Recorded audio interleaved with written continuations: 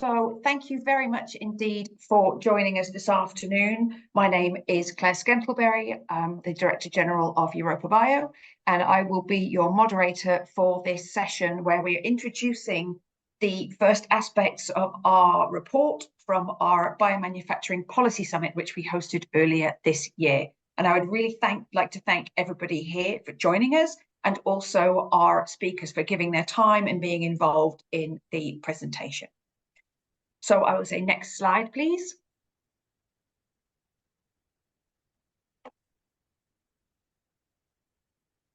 Thank you very much. So I will start with a little bit of a welcome and some housekeeping for everybody that is joining us today. So I would like to say that the webinar is being recorded so that we can share it with you later. And we really welcome Q&As from all of our participants. You can use the chat function in the webinar, and we will address those questions as we go through the meeting, particularly with our guest speakers today as well. And after the webinar, you will receive slides. That will be the first thing that you receive from us. And then early next week, you will receive the completed recording and also the report, which will be hot off the press early next week. And you guys will be the first ones to see it as participants in this webinar. Next slide, please. So we've got a really interesting session this afternoon for you, and I will just give you a quick run over the agenda and what our aim of today is. So the agenda, you will have a short welcome and introduction from myself at Europa Bio, and then I will hand over to Francisco, who is the coordinator of our biomanufacturing platform within Europa Bio, who will give you an insight into the summit report as it stands so far and how we would like to build on this during the year. Then we will have three really diverse interventions from speakers that feed back to the report from their own perspective. So I'm very pleased to welcome Hannah from the European Commission and DG Grow, Jérôme from EIT Health France, and our own member Per from 21st Bio. So we will have three really diverse responses to what our policy summit has concluded and would like to do next. And as you will know, there is a Q&A running all the way through. So again, add your comments, add your questions all the way through, because we can pick them up with our three speakers as well. And then I will wrap up and close this webinar in approximately 1 hour's time. And really the aim of today is for everybody to get involved in the discussion on how we build the pathway for biomanufacturing within Europe. It's what we have to do next and how we are going to do it, and think about this from the perspective of the long-term vision of what the EU wants to be. So this is not a short-term activity, but there are lots of actions on the pathway to achieve where we want to be. So next slide, please. I will give you a quick overview and introduction to Europa Bio as well, because there's no such thing as a free lunch. So I get to tell you who we are in return for sharing our work on biomanufacturing. So we are the cross-sectoral industry association that speaks for biotechnology and increasingly speaks from a biomanufacturing perspective. We are the industry champions for this, and we work with companies of all sizes, from small startups through to global stakeholders, and we also work with the organizations that help make this work. So we work with universities, research centers, national and regional associations. So the three main aspects of our work are: we work to build biotechnology within Europe. We look at all of the legislative, regulatory and economic frameworks through which biotechnology is delivered, and work with our members to ensure that these are robust, and really the legislation and the regulation within that helps us build the innovation delivery from our amazing R&D within Europe. So this is all about how we enable biotech to have impact. We also make sure, when we talk about biotechnology in view, we want everybody to understand what biotech does, the role that it plays in multiple sectors and in multiple applications. Even if they're not directly engaged in the sectors themselves, it's incredibly important to understand how much of a role biotechnology plays, whether you're within an industrial process or whether you're a consumer using something that is either composed of a biotech product or is being produced through a biotech process.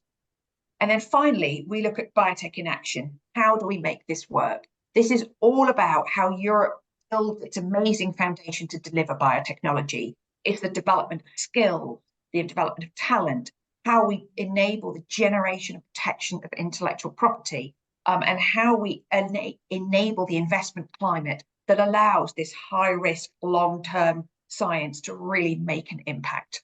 So we really, as an association, we work across all sectors in all aspects of biotechnology. Next. And how do we do this? The structures that we have within EuropaBio, we have our three main advocacy engines, which are our Healthcare Biotech Council, our Industrial Biotech Council, and then we have our National Associations Council. And the clues are kind of all in the questions for those, in that healthcare is a huge application through advanced technologies into therapies, into diagnostics, into prevention and intervention. And you really see biotechnology driving the future of healthcare within Europe. Industrial biotech is a very small phrase to describe a huge set of applications. This is a really cross-sectoral way in which biotechnology finds its way into products and processes, and you'll really recognize it as we talk about biomanufacturing here. And finally, our National Associations Council is an incredible collection of national and regional associations representing biotechnology as a whole across sectors or from sector-specific aspects. They all play an incredible role. And supporting that are our SME platform and our biomanufacturing platform, because all of these cross-sectoral platforms, the role of small companies, the role of biomanufacturing, really help us to deliver what biotech has to offer. Next slide, please. So I have a very short introduction to why we sit here today talking about biomanufacturing. We've increasingly heard that biotechnology is considered a critical technology, and we've always known that, but I think perhaps we don't discuss it enough. It really is a massive enabling technology that makes a huge difference in terms of economic security, technology security, supply chains. And we see now with biomanufacturing that there is a huge global change underway. And this is for lots of different reasons and taking lots of different pathways. It's about both innovation and transformation. The use of biomanufacturing and biotechnology allows for highly innovative products to be developed that are not actually able to be developed using other production platforms. So it's a massive source of innovation that we don't currently have in our products, but it's also a technology of transformation. We are seeing so-called incumbent or traditional manufacturing processes being transformed by the inclusion of industrial biotechnology and biotech within them, reducing requirements for energy, reducing the use of petrochemical intermediates. It's a huge way to transform manufacturing itself as a whole. And this is happening all over the world. It's not just a European focal point. And so when you look globally, we are seeing very significant strategies and policies being developed in different parts of the world, and linked to that, industrial and fiscal incentives.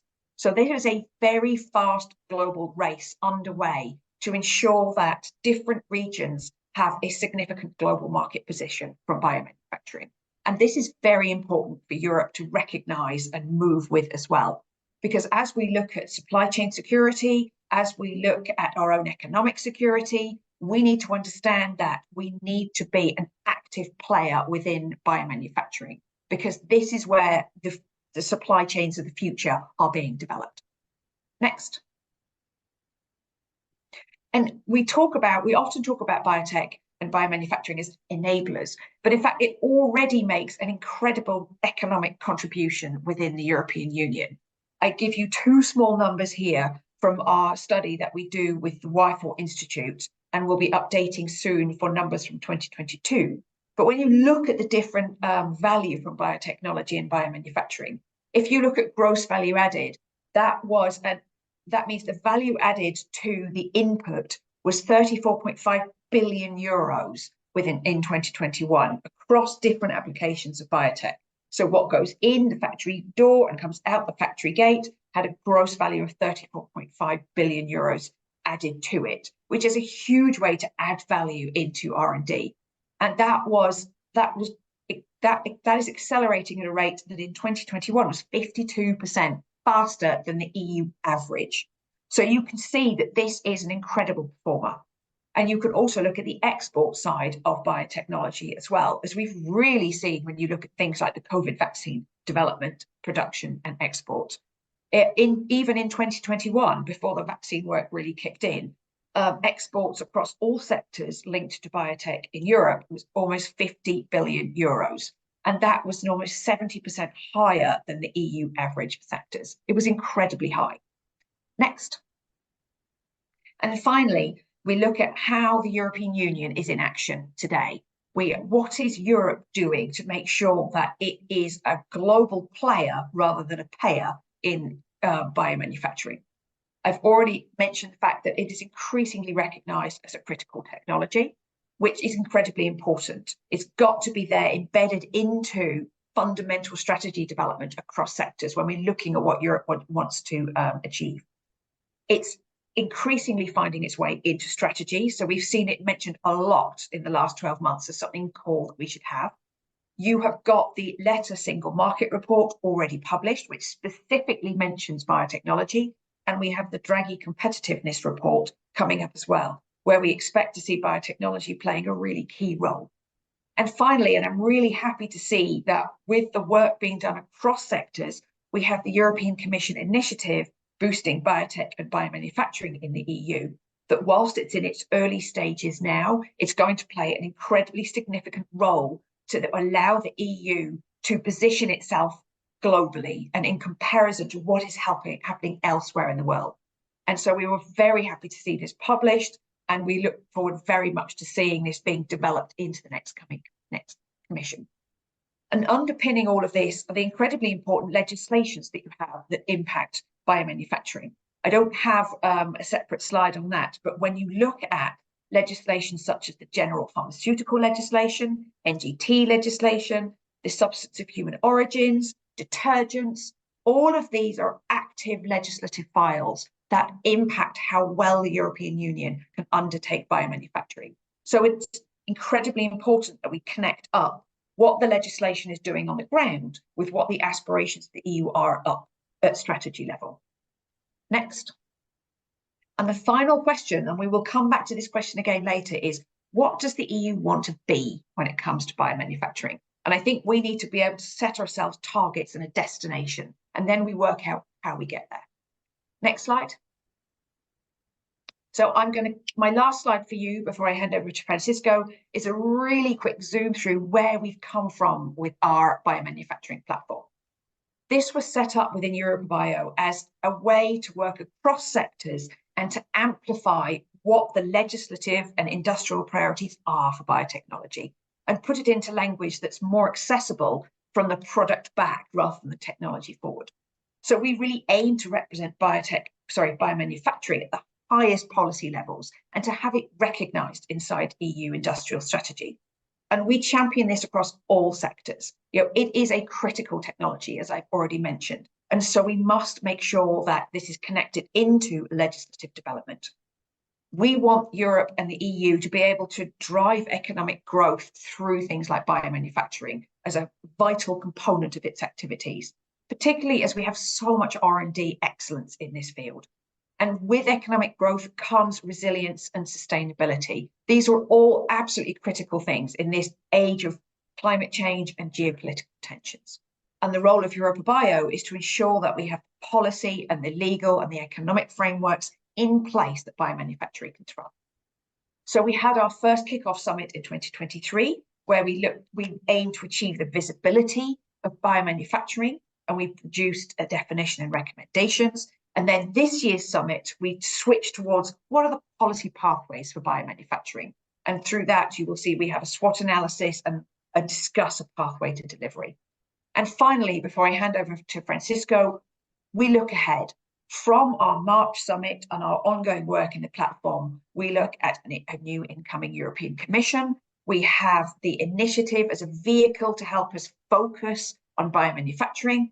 And we have targets around single market and competitiveness. So we have an amazing pathway ahead of us. And this is incredibly important that we have a very cross-sectoral conversation about how we get there. So I will stop talking now and be very pleased to hand over to Francisco, who will give us the small summary of the report that came from our policy summit in March. Thank you so much, Claire, for the introduction, and thank you so much for everyone that is attending online for your interest in the report. I will just give you a quick overview of the report. The report has a first chapter in which we will summarize the keynote speeches and the panel discussions during the summit. Then the second chapter is something that we call Biomanufacturing Champions and Success Stories, in which we showcase 4 different examples of specific parts of business in biomanufacturing that we think are important to highlight. And lastly, there is a SWOT analysis to biomanufacturing in Europe, and this will be the focus of my presentation today. To give you a little bit of context before we move to the SWOT analysis. How was it built? So this is a report from the Biomanufacturing Policy Summit. So the base and the main foundations for this SWOT analysis came from the discussions and the interventions in Biomanufacturing Policy Summit, but then it was further refined with input from Europa Bio members, but also with external data, such as recent reports that I will be able to mention some of them in the next slides. What is the purpose of this SWOT analysis?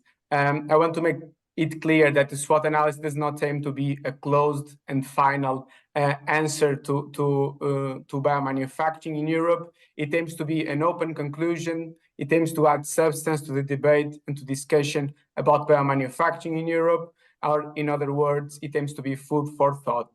And just before I move to the SWOT analysis, I would like just to share with you some challenges that we faced when we were building the report.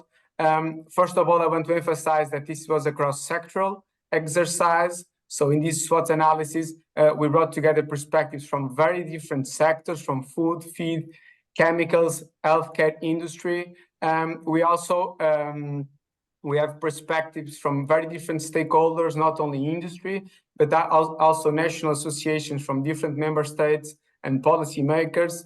And lastly, within industry, we have very different companies from startups, SMEs, mid-sized companies, large companies. So as you can imagine, it was an extremely challenging exercise to balance all of these different perspectives. And sometimes when the perspectives were similar, there were different priorities in place. So really, it was the final result was a balance between all of these perspectives and different views on biomanufacturing in Europe.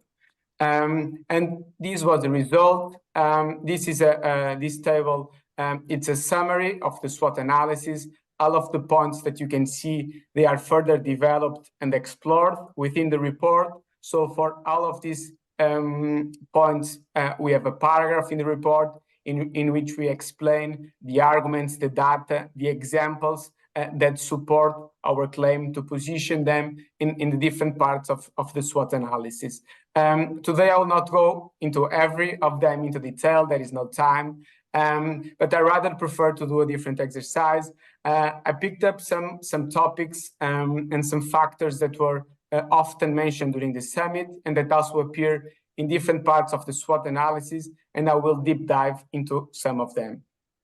First of all, I would like to talk about skills. Skills appeared for the first time in the SWOT analysis in the strengths part, specifically skills development. This was a point raised during the summit. Skills development is a competitive advantage of Europe compared to other global regions.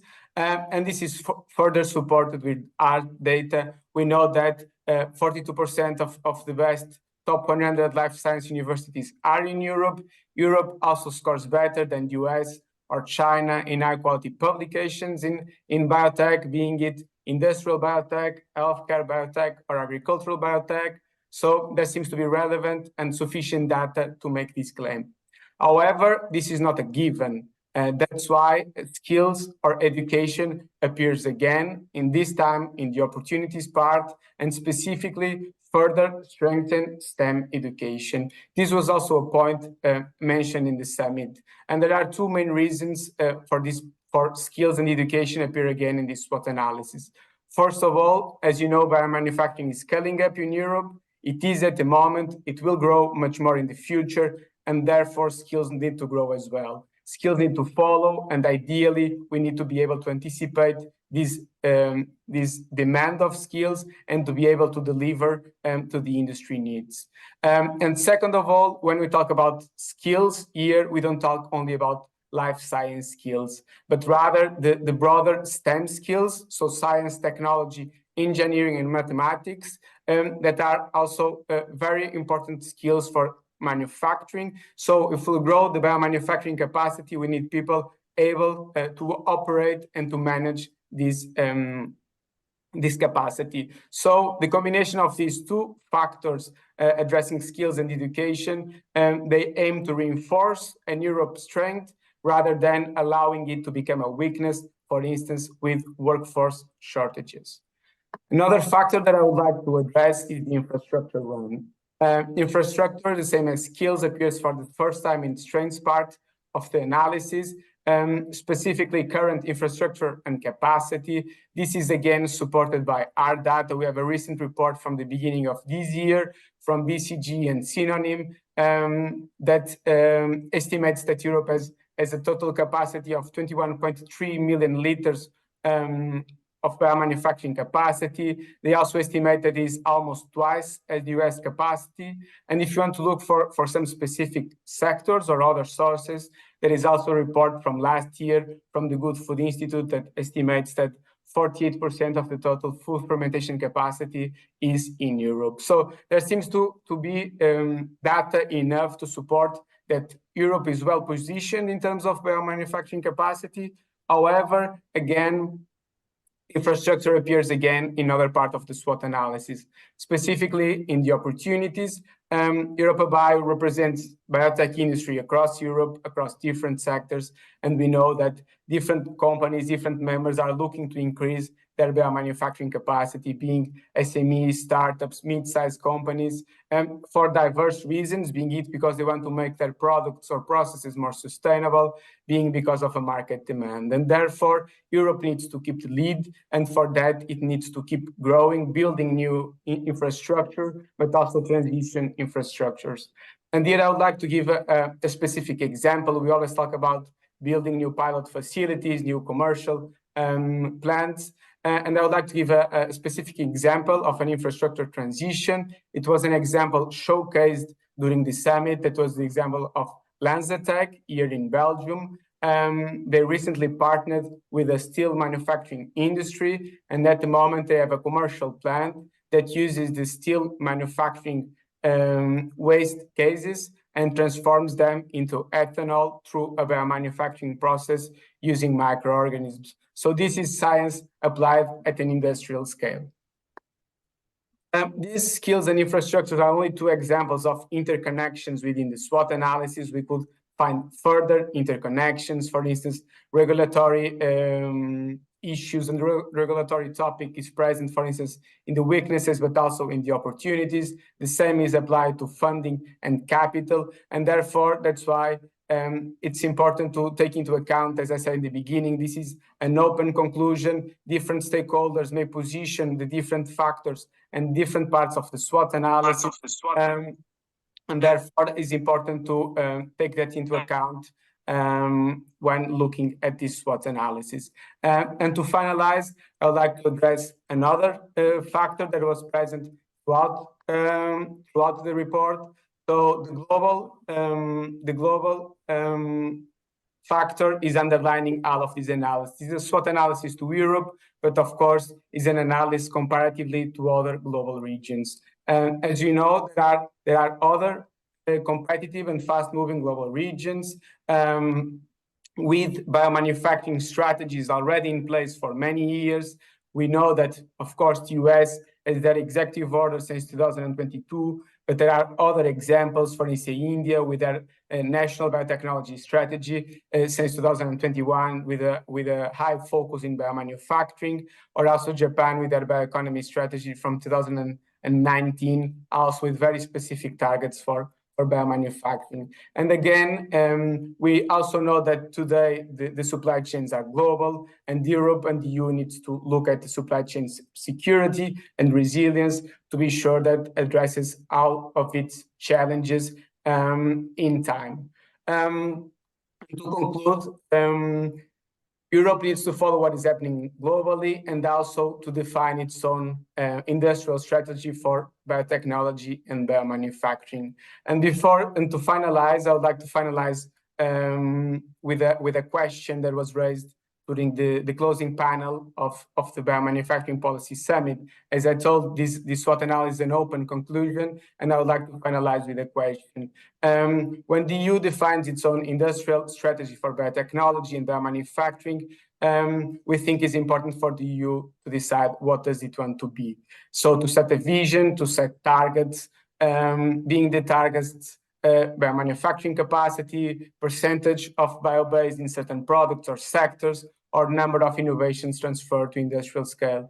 After having these targets, this vision, the EU needs to put in place, with all the strengths, weaknesses, opportunities, and threats, a smart industrial policy for biotech and biomanufacturing, and we believe it should be built with the pillars in innovation, skills, smart and agile legislation, and financial instruments, and the single market.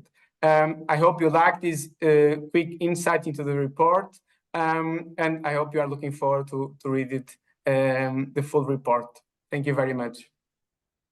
Thanks very much indeed, Francisco. And you say it's a huge challenge to distill such a cross-sectoral discussion with all different stakeholders into something that we can, how do we build on this? So we had an amazing discussion in the Biomanufacturing Summit itself, and the SWOT analysis was the very sensible pathway out of that to look at where we go next. So I'm going to hand over now to the first of our speaker interventions in the shape of Hannah, who I'll allow to introduce herself. Coming from the European Commission and DG GROW, looking back into the Biomanufacturing Summit report from your perspective within GROW. So thank you very much, Hannah. If you want to unmute yourself and take it away. Yes, thank you, Claire, and thank you, Francisco. And good afternoon also to all participants. I'm not sure if it's afternoon for everybody here. I know some are joining also from the US. In this case, good morning. And it is really my pleasure to join you today and comment on the SWOT analysis to biomanufacturing in Europe. And I was particularly interested in reading this report as I happened to miss Europabio's Biomanufacturing Policy Summit. I just thought the snacks at the EU Bioeconomy Changemakers Festival would be even better, so please excuse. And for those who don't know me yet, my name is Hannah Freinstein. I work, as Claire already spoilered, for the European Commission in DG GROW.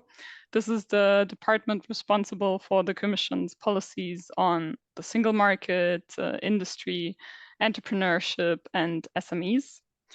And more specifically, I work in the unit dealing with bioeconomy, chemicals, and cosmetics, and also other files. So basically, in my everyday work, I support and I promote the development of the industrial EU bioeconomy policy, also including biomanufacturing, bio-based industries, and industrial biotech. And I joined the Commission in this position 1 year ago, and it's really crazy to see how this policy field has also taken up speed, and I'm very, very happy about this. Also, I think the report clearly shows that the picture was drawn on the 13th of March, and I believe it is very different to the one we are having today, only 2 months later. So next slide, please. Yeah, this we can skip as well. Thanks. I would like to comment today. Yeah, perfect, thanks. So I would like to comment today on what has been outlined by Europabio and in the SWOT analysis under weaknesses. First and foremost, the report identifies the lack of industrial strategy as a weakness. And of course, I must disagree. As you all know, the Biotech and Biomanufacturing Initiative has been adopted on the 20th of March. It is a Commission communication with the title Building the Future with Nature, Boosting Biotechnology and Biomanufacturing in the EU. And it identifies the main challenges and barriers as well as proposes a series of targeted actions to boost biotechnology and biomanufacturing in the EU. We can get back to this after that, but I would like to give a further update on what happened in the meanwhile. So next slide, please. And please excuse the text. As Claire already mentioned some of these points, such as the letter report that that refers to the strategic use of biomass for high-value applications, such as materials and chemicals. Very importantly, the European Council conclusions of 17th and 18th of April announced a new European competitiveness deal and call for work to be taken forward decisively and swiftly on key competitiveness drivers, including by exploiting the potential of the bioeconomy. Furthermore, ministers discussed the bioeconomy in the Agri-Fish Council on the 29th of April, underscoring that bioeconomy must be a central part of the next Commission's work program.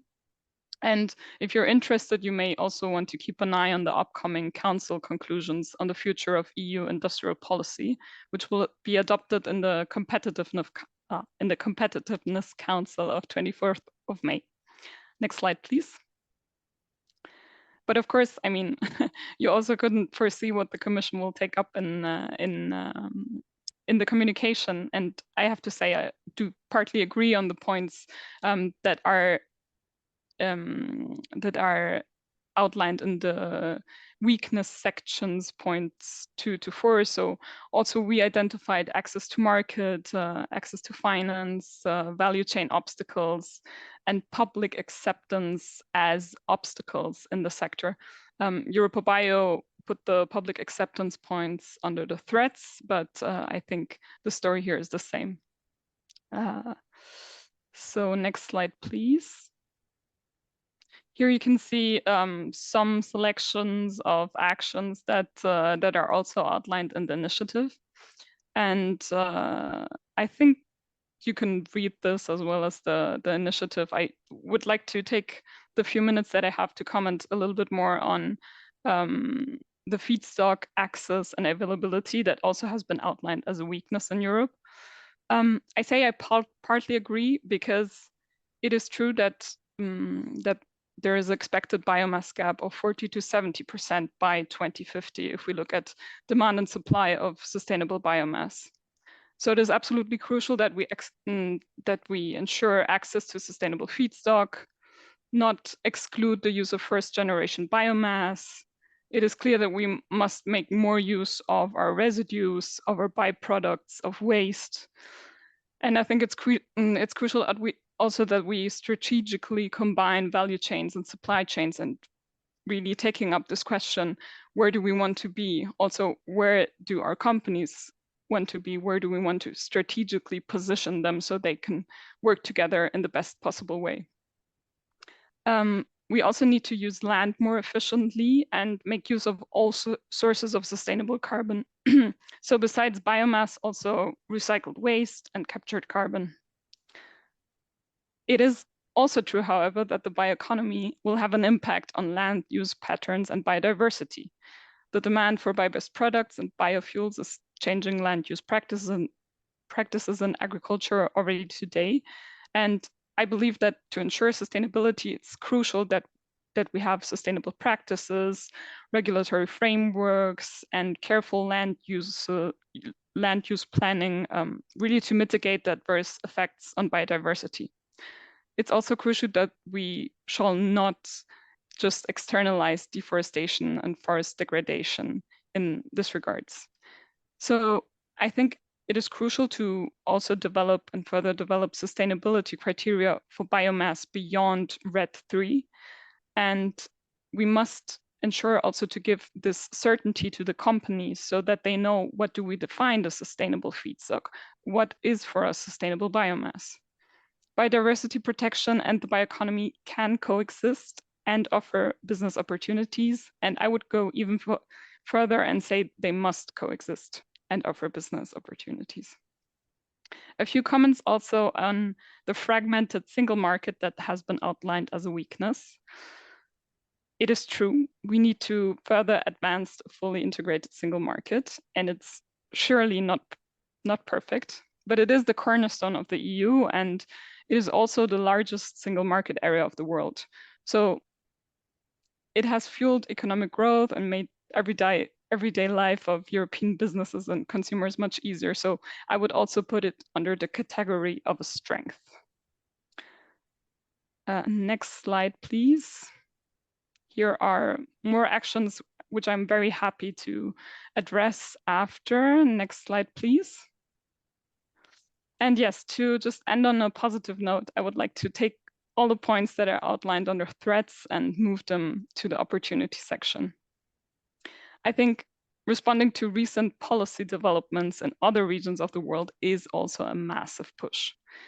On public acceptance, studies have shown that the objections to biotechnology tend to focus on specific applications of the technology rather than the technology per se. So I think one of the main key takeaways for me would be that if we support really the views on the benefits of the specific uses of biotech, then people will also be, this will influence how they view biotechnology.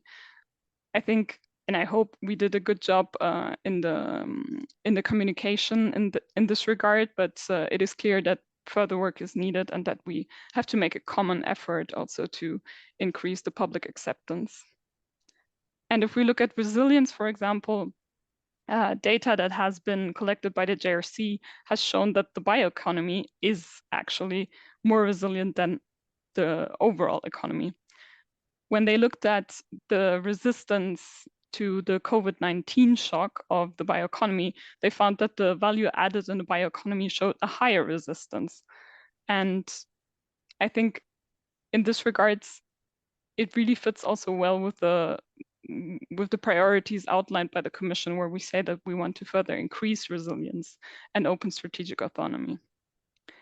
Lastly, of course, we need a science-based discussion in this regard, but I would also say, let us really use this political momentum and push further to make the EU a global hub of biomanufacturing. So I end with this, and I look very much forward to your questions and give the floor back to Claire. Thank you so much indeed, Hannah. And I think those were really good points. And it is indeed amazing how much has changed between March and today. And we're looking forward to seeing how the initiative translates into very concrete commitments as the new Commission mandate is confirmed.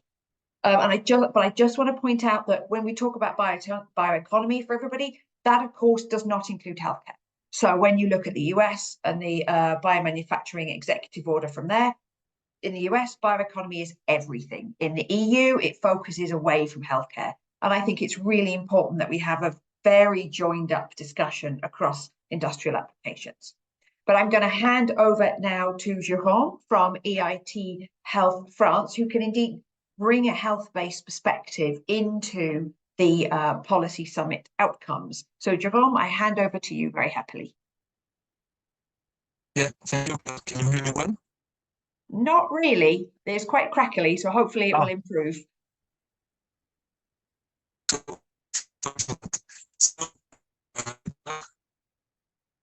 No, Jérôme, we don't hear you at all, really. I don't know if you're using headphones or you can improve your audio connection at all.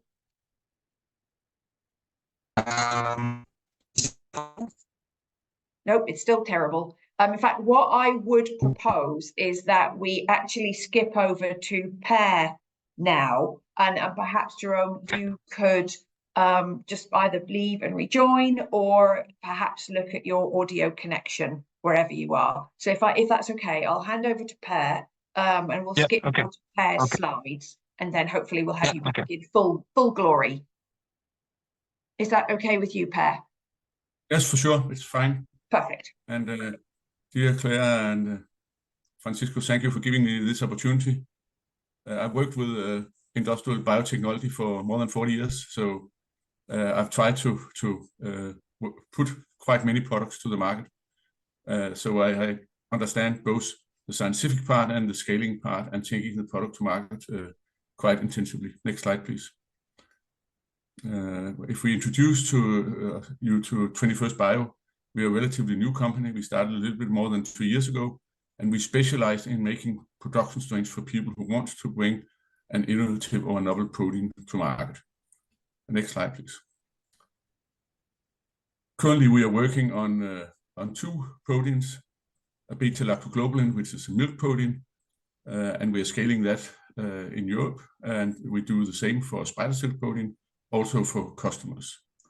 And obviously, today that's done through CMOs, as there is no dedicated full-scale facilities for producing proteins like this at a low cost. Next slide, please. If you look at precision fermentation platform, there's no doubt that it has a chance to have real impact now. First generation of fermentation pioneers, they have been really brave, but they have also been struggling, primarily because they didn't have access to the right strains to take your process to a titer, so it has commercial relevant opportunities. And there's no doubt also that many of these startup companies have been struggling, only having a single product and not really knowing what kind of quality and productivity is needed. And a lot of these have been venture-backed, so there's been quite aggressive targets for them. And you could say the change of financial situation where we've gone from a zero-interest society to a society where we really have to pay interest on the money we get now. Of course, the competitive situation for the startup companies is really, really hard.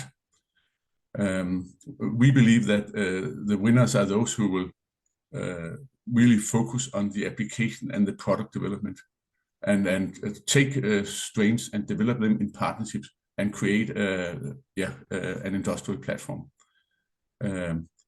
Obviously, there's also some thing about how do we finance this, as some of these large-scale fermentation factories, they are not cheap, and they compete with platforms where everything has been depreciated over many, many years. So some of these initial plants, they need at least an ease on the speed of depreciation. If we don't make that happen, they will have a very, very hard time. But it's of course, in various places in the world, there are different incentives to push this development. But obviously, it's also quite important that those who will be the winners are those who really focus on industrial proven technology. And then let's take the next slide. And then I have a little bit of input from the market on where we see we are right now. Next slide.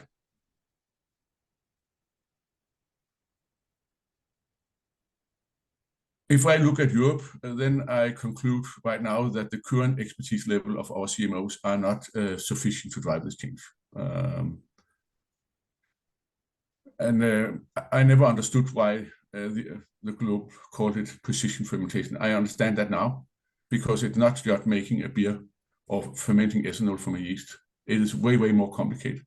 And depending on which strain you have, it's of course have high demands both on your skill set, on your factories as well.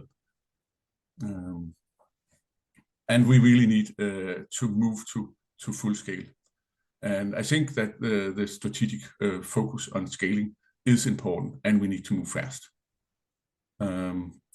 Another thing which was quite obvious is that there's a huge lack of skilled fermentation engineers, process engineers, who are able to make the scaling. 21st Bio is a tiny startup, and we started 3.5 years ago.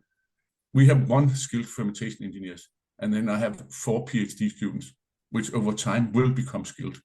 But the fact that startup companies still have to educate really skilled fermentation engineers tells a little bit about the situation. Of course, there are some out there, but they are all positioned in good jobs and have no intentions to move into a highly risky environment. Then now I mentioned the BLG, the beta-lactoglobulin product. We have made that strain fairly fast. It's a protein we have been eating for 5,000-6,000 years. The strain producing the BLG is have been approved for food purposes at least 50 times for 50 different products. And as it looks right now, we will be able to sell legally at the end of July in the US, in the United States. In Europe, we have not even started the process, and it will take at least 3 years to get it approved. That tells by itself what kind of competitive disadvantage we have, at least when it comes to deliver this product to the Europeans, because it will take off much, much faster in US. You could say it's the same for everybody, but of course, when we build the skills and build the factories, if you start 3 years earlier, of course you have a huge advantage. Then I don't think we should be too much derailed in Europe because our glucose price is 2x what it is in the Midwest. It's something we'll have to live with, and we have to pay that extra price. I will argue that if we had to transport these goods across the Atlantic, we may balance that disadvantage. But we will never be able to compete, at least on glucose price, for the first number of rounds. Then when we come to use of biomass or other waste sources, of course, it's a different situation. But to be very transparent, the quality of that feedstock is not easy to adapt to the current set of strains. So there will be a number of scientific iteration, a number of strain development programs which have to be developed in order to deliver this at economical feasible situation. And then lastly, of course, also for me, supply security is getting local. And obviously, when I meet farmers, they are not happy that we put out proteins which we normally get from animals. And I try to calm them down and say that instead of feeding the cow, you have to feed the fermenter. And I realize that today, many of the cows we feed from soya from Brazil, but of course we have to look at what products are we producing in the agricultural society. And roughly speaking, even at the modest yield we have now on BLD, the carbon efficiency compared to a cow is around 10 to 20 times better in the fermentation, converting carbon into product. And then, as I alluded to, alternative substrates to sugar, it will be made more long-term, but of course it is doable. And I at least hope that we will also, and we do work a lot on CO2 capture and turn that carbon into something which can be used by a strain, but it will take more long-term, and a lot of research is needed. And that's it for me. So if you go to the next slide, I'll say thank you very much. And I think there is a picture of some of the strains we are using in various situations. You see the filament with a red protein inside, and you see a petri dish with a green protein inside the strain. So we can follow both expression pathways and where the protein is moving and where it's produced. And all this is needed in order to make you a really, really high efficient production. Thank you for your attention. And you made a number of key points that I'm going to come back to a little bit later there. But I think let's go to Jerome, and hopefully we can hear you better now, Jerome. So let's start with hearing you. Can you hear me well? Oh, yes, it's perfect. Okay, so sorry, I had to turn off my camera, so I will make it like that. So all my apologies for that, and thank you for the invitation. So as I think we need to keep some time for a bit of a discussion, I will go quickly, as a lot has already been said by other one. And thank you for this presentation. Just to let you know that I'm representing EITL, which is a EU instrument of the financed by the EU Commission to foster innovation in the field of health in Europe. So we have 8 hubs all over Europe, and I'm working at the one located in France. And I was invited because I worked about 3 years ago on the biomanufacturing landscape during the COVID-19 crisis that was used and especially by DG GROW and by CBAR, the Council of European Bioregions, to map all the capabilities that we had in Europe when facing the COVID-19 crisis in terms of biomanufacturing innovation.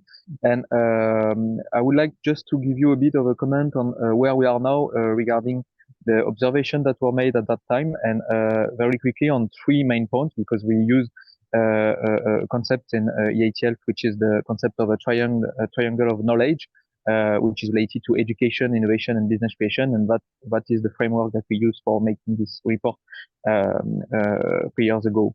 So when it comes to education, I really agree on what was said about the skills challenge.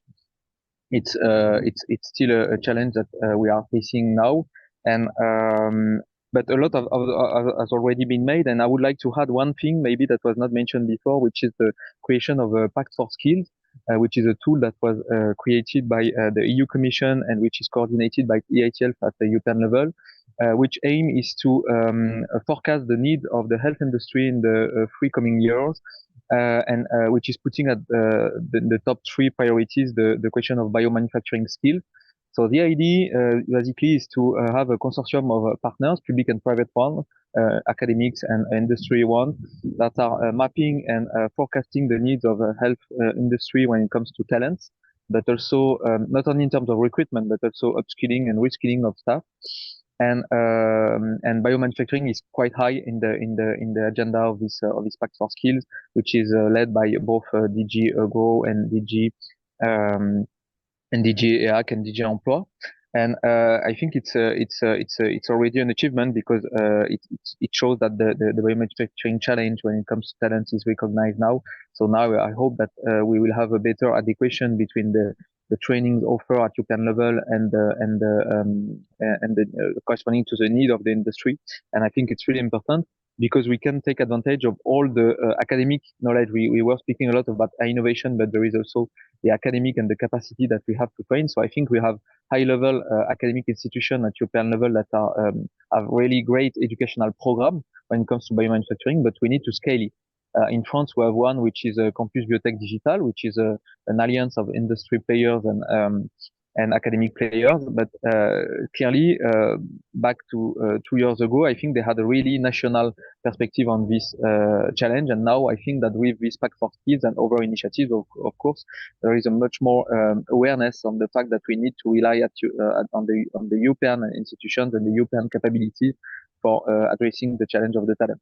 Secondly, on innovation, we were making the observation 3 years ago that we need to reinforce the synergies between the co-funding. And here again, it's the question is how to make sure that the funding efforts that are made at national level, and it was the case in France, and I know it's the case in other countries. It was also the case in the context of the IPCI that you maybe heard of. A lot of countries said that they wanted to invest more in biomanufacturing, but we said clearly that we need to synergize more the funding that were made between HERA, between the national funds, between the IPCI and so on. And as the ITF has been recognized as an external contributor for the IPCI, which is under notification to the EU Commission for investing and granting huge projects related to biomanufacturing. We will focus our investment and grants into startups, academic careers, and clinical expertise, because clearly it's a need, I think. And even if there was some decisions that were made for financing industrial and R&D development, this kind of expertise was not granted enough. So I think we need to go further, but it's a good direction now, I think, on this topic. And when it comes to business, and I will stop here, but a lot has already been made also with the creation, for example, of ERA Invest and some VCs that have allocated much more fund that was supposed to do to biomanufacturing and biotechnologies. But clearly, we identify at EITL level a need for educating more investors, and especially in a cross-sectorial approach, and maybe also about the challenges that this industry is facing in terms of regulatory pathway, for example. So a lot have been done, but maybe a lot is still more to be done in this field to educate investors and private investors, and especially the VC community, I think, to support the development of this industry.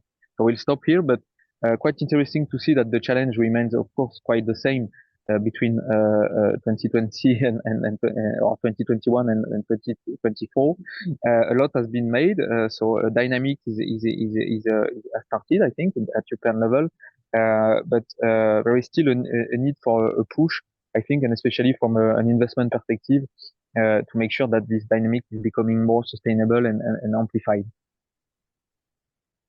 So happy to discuss this with you, of course. Thank you so much, Jerome. And I think we've had three really good, slightly different perspectives into biomanufacturing. So I'm going to come back quickly and start with Per as we run up to the top of the hour and the end of the webinar. You talked about a lot of different things that Europe is quite different than other regions. And you said that we can't expect, things we'll have to live with, like the difference in sugar price, for example. What key things do you think Europe should get right in order to be competitive? Not saying we have to be exactly the same as the US, for example, but if you were going to pick three things that Europe to get right to make it competitive, what would they be? One thing for sure is that the current state of factories are not really suited for really, really low price production. So we do need to develop a factory regime which is made for this. We have some few examples actually of a European company which can do this, but it's a privately held company and not a lot of you will know it anyway. But to make this transition, those who can build these factories in the right way and produce at lowest possible cost, they will have a huge advantage. So that is at least one thing I would urge us to do.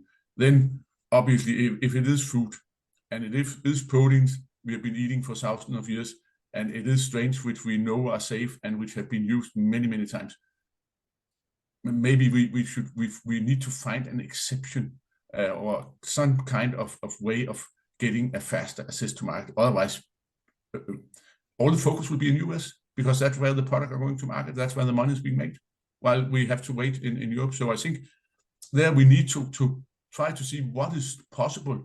And I, in respect to the public opinion, of course, we also need to make sure that we do this in a way so it's fair to the consumers. But we think that we can do it very safely in the US. So of course we can do it very safely in Europe as well. Thanks very much. That's really perfect.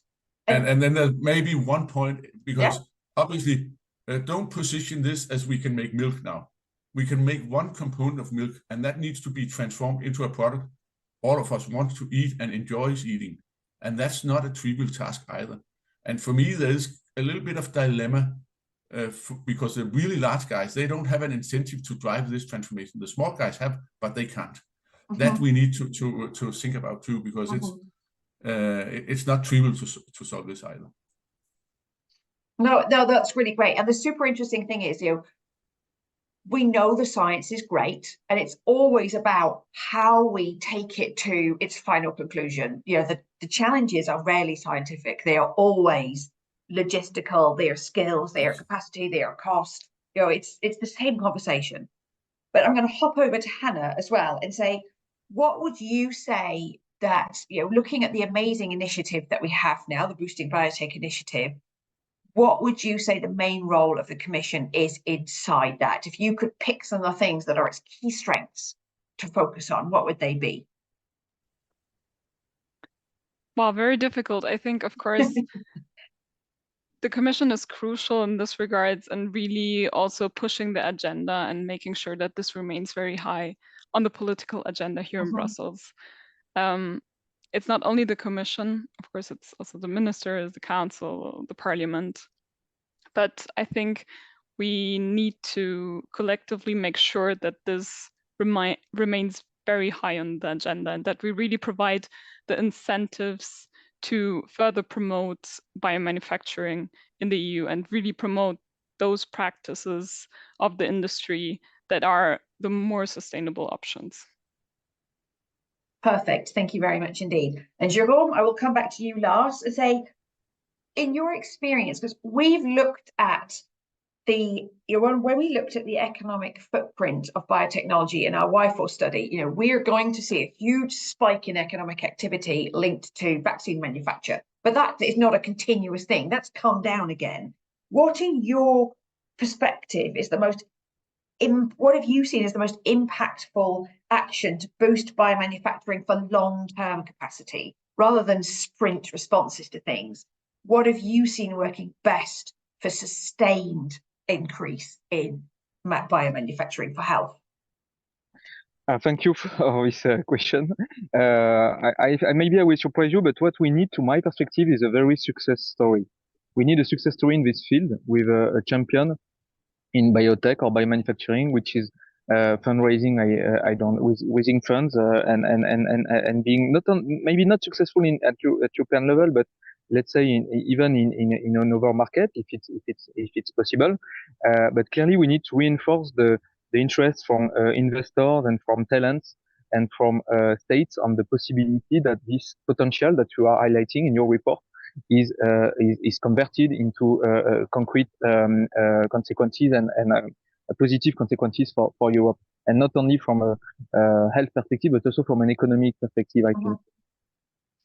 No, that's great. Thank you very much. And I have got 3 small questions from people in our amazing audience. And I forgot to say that we had over 150 registrations for the webinar today from an incredible diversity of sectors. So we're really happy to see how much cross-sectorality there is, because it's incredibly important to have a cross-sectoral discussion.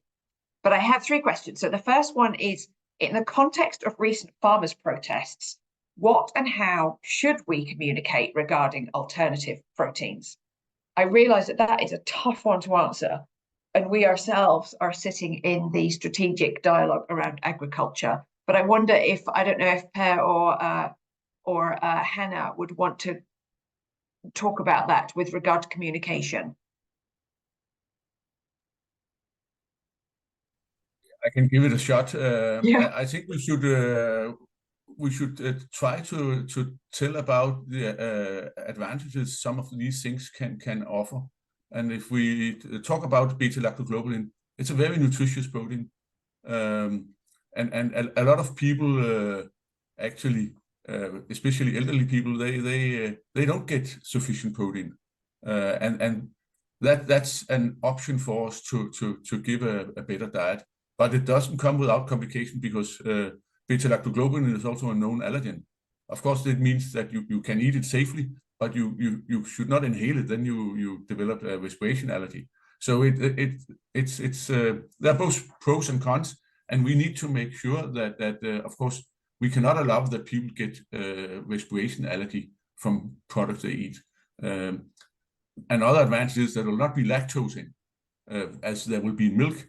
So people with lactose intolerance can have this safely. But of course, making these products are quite complicated. For me, it's about functionality, and it's about making something people like to eat. And there are challenges there, because obviously we used to drink milk for also thousands of years and like that, while we will not be able to make something which resembles milk. Yeah, it's a super tough question to answer, because everything linked with food in Europe is quite it's a very emotive subject. And then of course we should maybe also talk about that some of the technical applications, the spider silk protein, it's new functionality, it's new performance. It can give us a lot of things. It's 5 times stronger than steel if it's made right, and it's biodegradable. So it's a completely new component which biology is giving us. And of course we have there's a right room where I guess we should try to prioritize there where we get the biggest advantage for the consumers, because the consumers are smart. They don't want to have a bad product or too high a price unless there's something in it for them as well. And if I may add to that, my 2 cents, I mean, I think the first and foremost thing that is very, very crucial in this regards is also to inform. Alternative proteins will not only have an important role to play when it comes to food, but also to feed.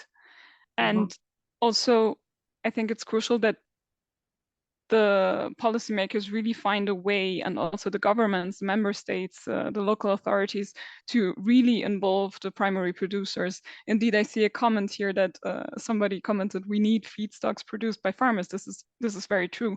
And if they will not make a living at the end of the day, of course, they will not produce the feedstocks that we need.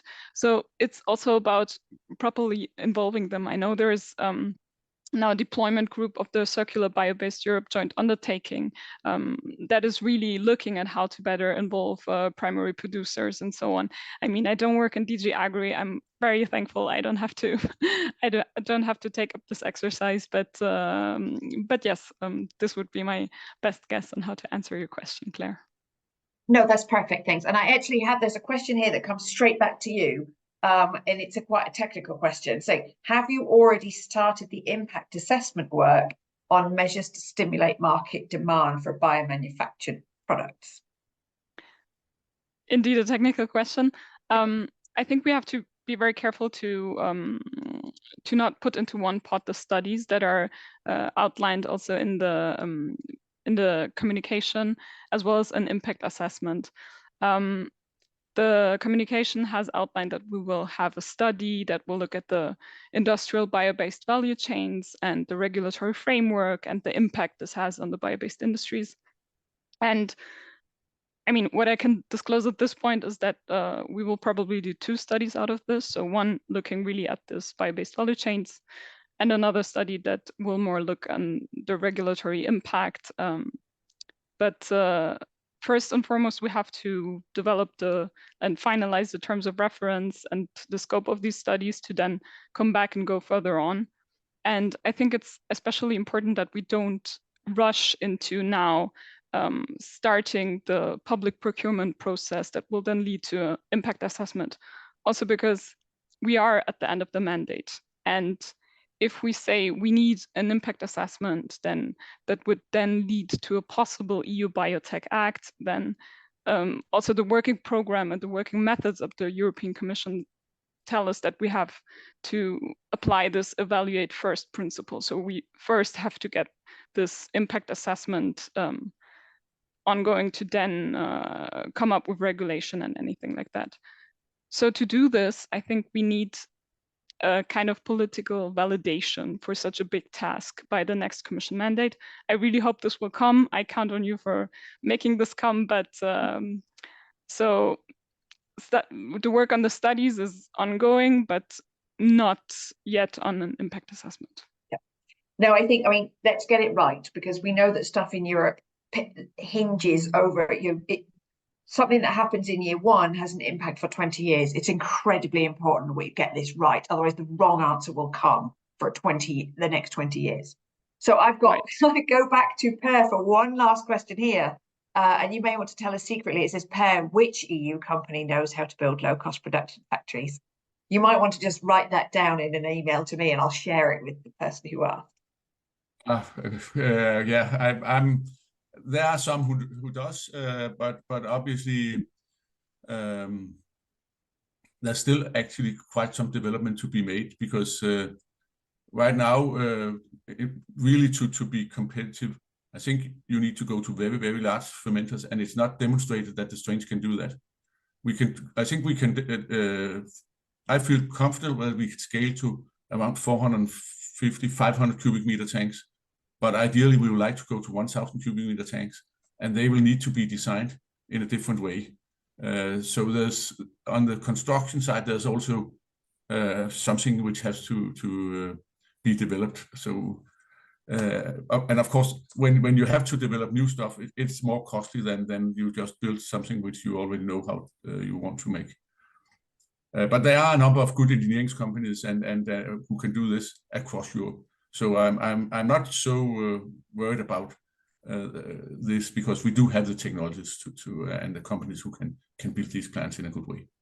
So you're going to be cryptic on the exact company names to say that other companies are available. But we have one more question in, but I think we really have to wrap up. So I'm terribly sorry, especially as the last question is quite a big one around how a growing bioeconomy will impact demand. But we can try and sum these up in the SWOT analysis as well and the development from the report. So I would like to say, if we go on to our final slides, Francisco, that would be great. And I would just like to say a huge thank you to everybody. You know, this is not a small exercise. All of our members will be involved.